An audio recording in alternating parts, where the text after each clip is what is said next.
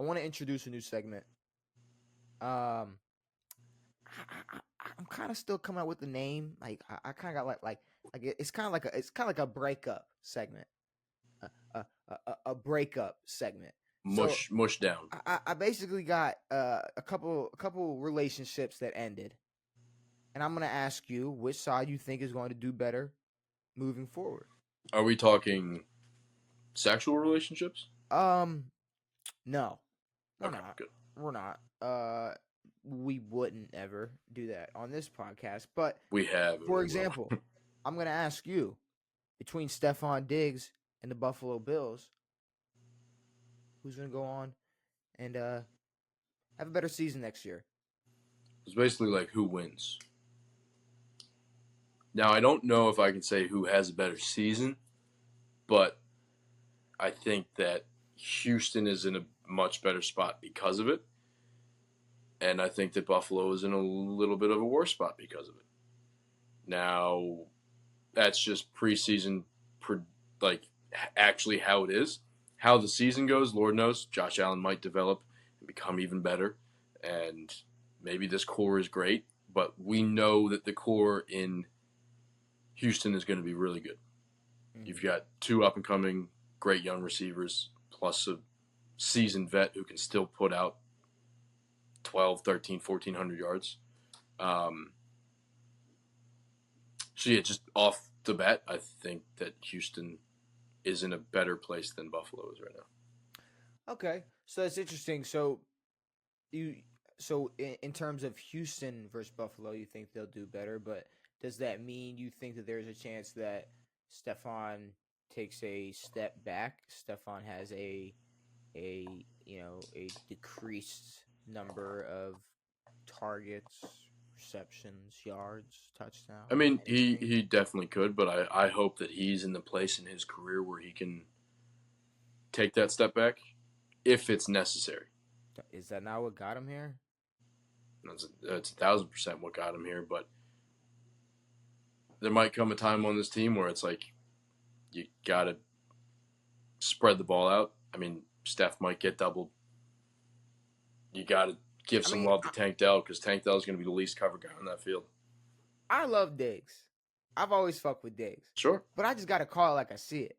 Yep. We saw all the drama. We saw all the build up. We know why he ended up having to get.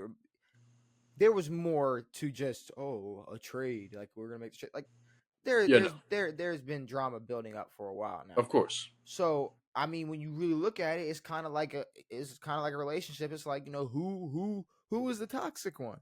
Who was the problem? Is Josh Allen going to be able to go on and work with whoever you throw at him, and and and, and he can still cook? Is Stephon Diggs going to be able to go over and not yell in CJ Stroud's face when he doesn't target him enough? I mean, what? It's just Yeah, that's I feel like I don't know. To me, this Houston team is much different than Buffalo, where it was like in Buffalo, I think just Steph had just such a stronghold on the organization to where Buffalo really never ever wanted Steph to leave. mm-hmm. I don't think. Like that was 1,000% not their want with Steph, but yeah, I think with a younger, already kind of established team with a new head coach, I don't think D'Amico's going to take shit from anybody. I think he already knows that he has two great receivers that he can work with, and if Steph causes problems, and you're not going to get the ball as much. So, Okay. I So mean, I would hate to see Diggs pull anything like that, but at the same time, I think he'll how be in a about good enough spot to play well. How about Klay and Golden State? Um,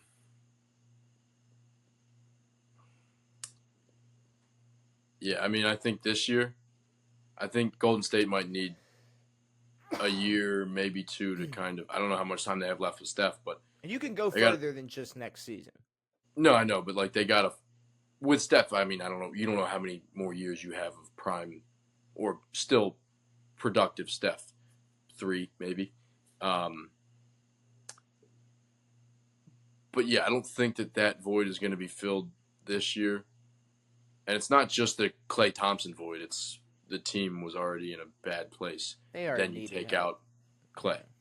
Yeah. So yeah, I think Klay is going to be a phenomenal addition to the Mavs. I think him just as a shooter, as someone if he can shoot well, if he can be Klay Thompson, who's a spot up guy, he doesn't need to do a whole lot. Get open, shoot the ball. If he can play like that, put up 16, 17 points a game, I think that'll be great for them.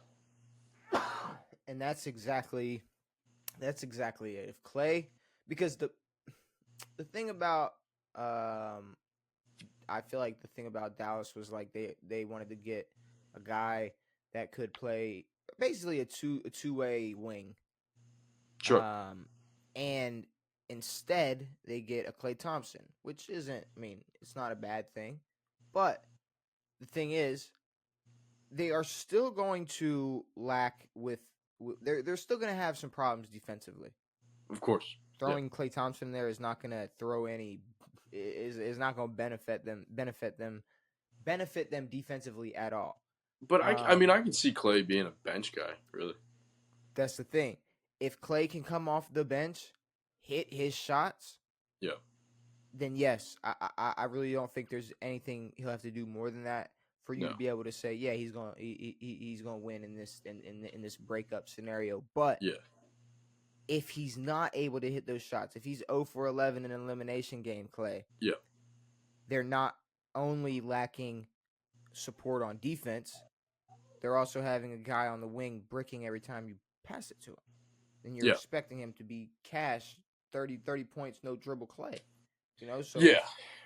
I mean, he doesn't have to be. I think they need to be realistic with what his role is on this team.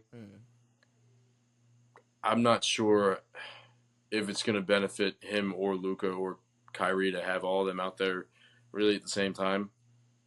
Because if Klay's not hitting his shots, you can just forget about him.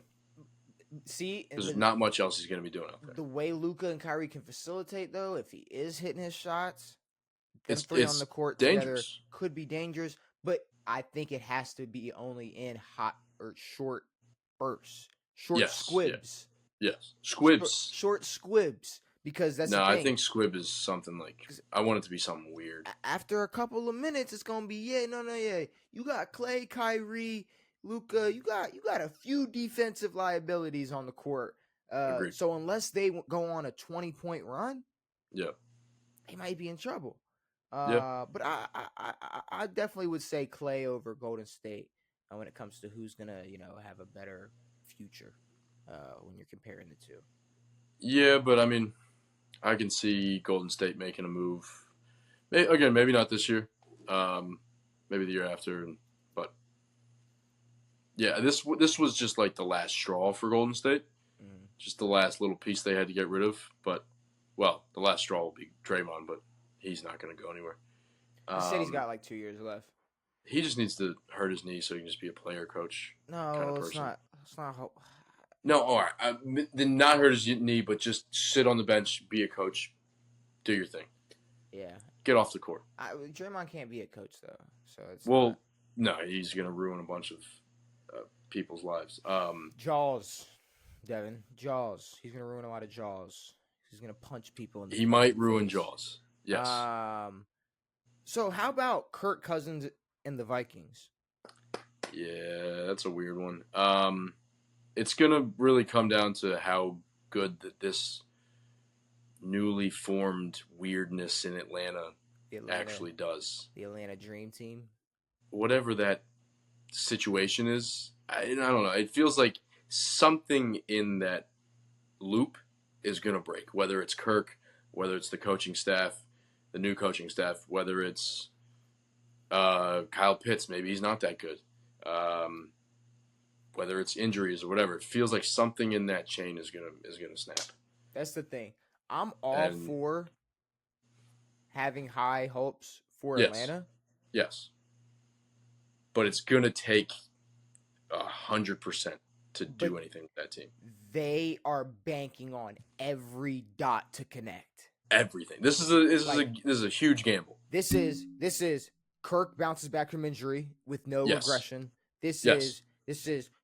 is Kyle Pitts finally has a guy that's going to be able to get him the ball. This is Yes. Bijan is a top 5 guy. Drake London's Yes. taking a step forward. There are so Yes. many dots that have to connect Yes. perfectly for this. This is their defense is good.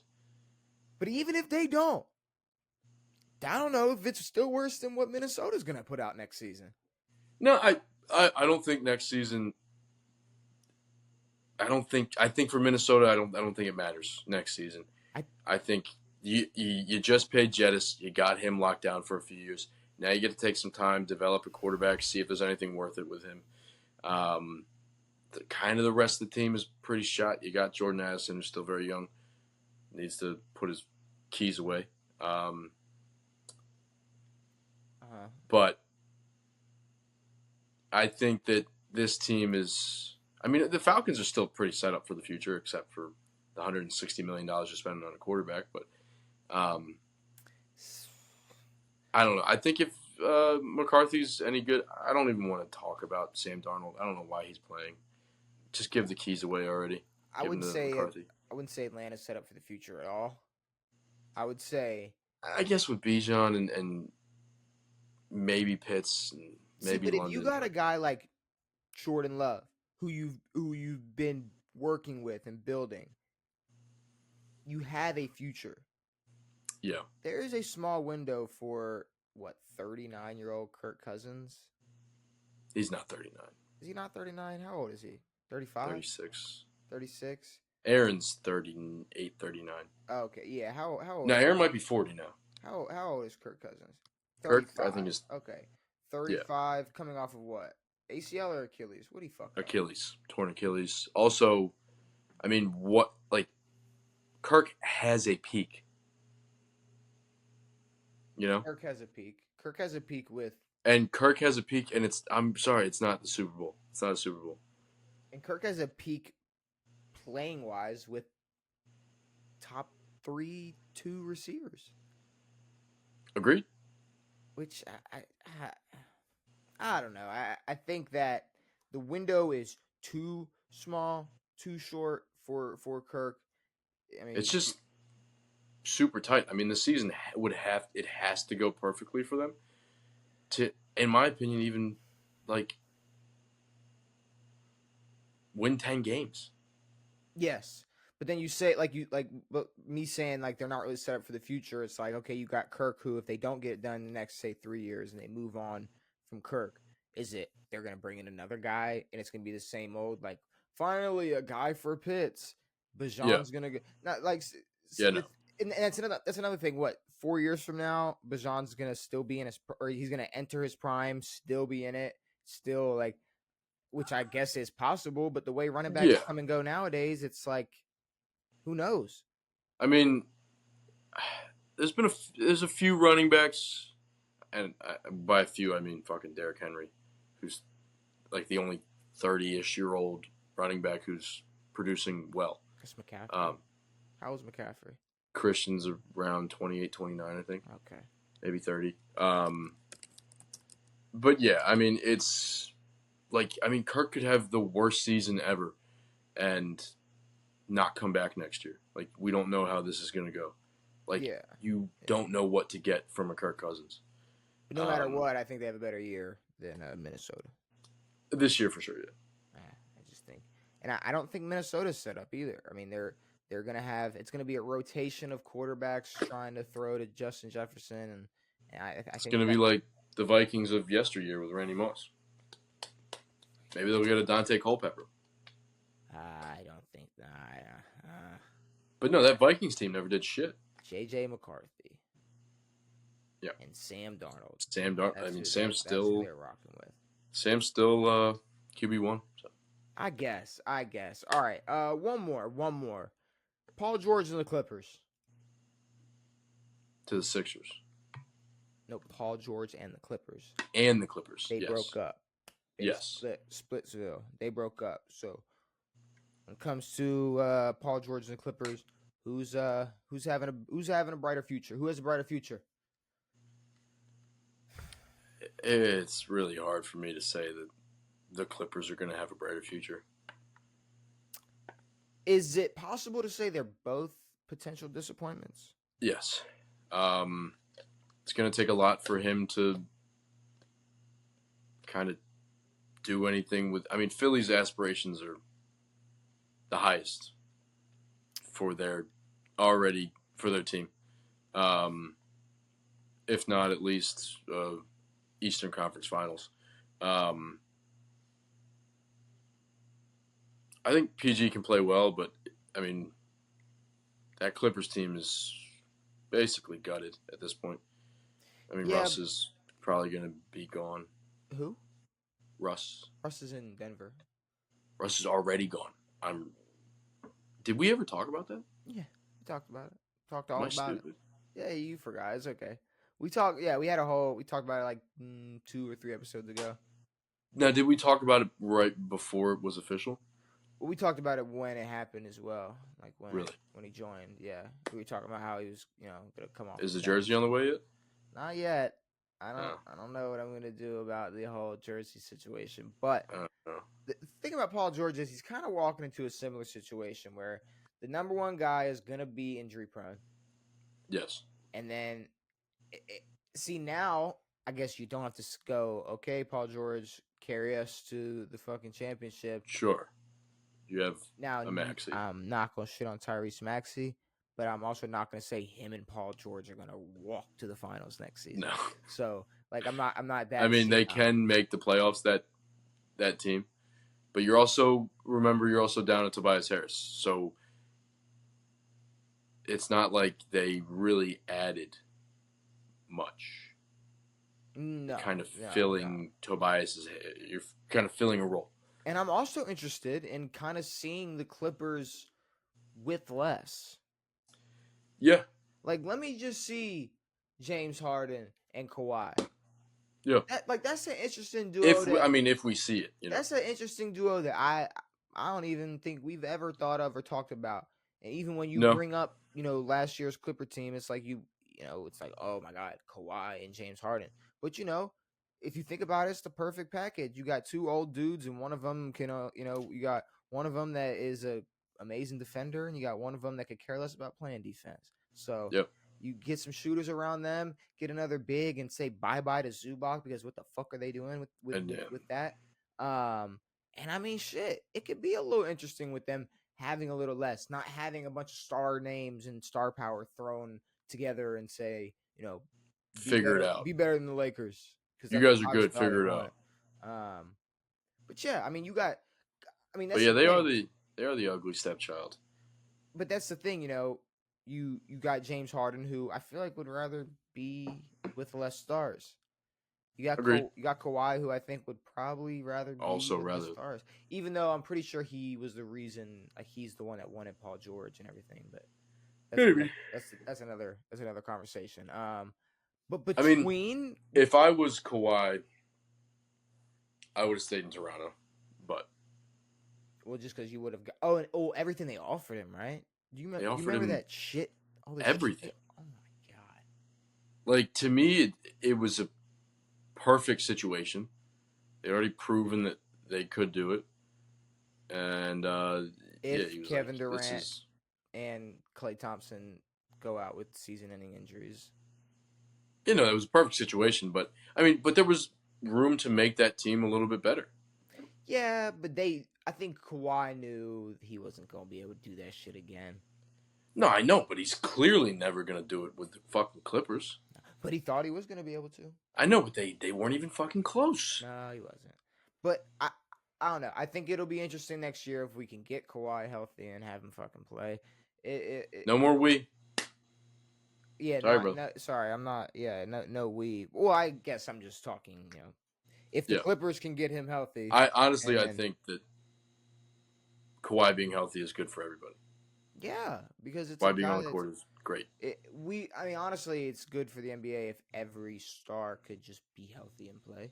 And if you're gonna skip the Olympics and then show up hurt next season, I'm gonna be pissed. If you're not playing the first fucking 40 games of next season, I'm gonna be mad. Yeah, and also it's like the breaks and gaps in between these games. Kawhi could have played. Like even he. They're not playing. I know. They're not playing day after day anymore. And you really think they're like Like, look, maybe they're like showing up, but like they're not like going crazy in practice every day No, and like trying that hard. Like they are they're just running through the motions, they're especially just mid-season. they're just having fun over there right now. They are just kicking it, having fun. I can guarantee you that. But I honestly, I Paul George and the Clippers. I think that if you had to go percentage wise, I think Paul George comes out with a more successful future, but that's not a championship. That's making it further in the playoffs. Maybe. Um, I mean, maybe PG just gets a little bit more shine on his name. Just being, Maybe. I at least Philly's just like slightly bigger market than the Clippers. Joel has to be healthy. Joel goes down. There's Yeah, going to be Joel has to way be. too much pressure put on Paul George that he didn't That ask that for. that breaks the whole system. Because Paul George is going to be, it's going to be pressure that he didn't ask for. So Yeah, just pressure P is not. no We don't need pressure that. P. We No definitely, pressure P. no, yeah, no, we 100% don't want pressure We don't P. need pressure P.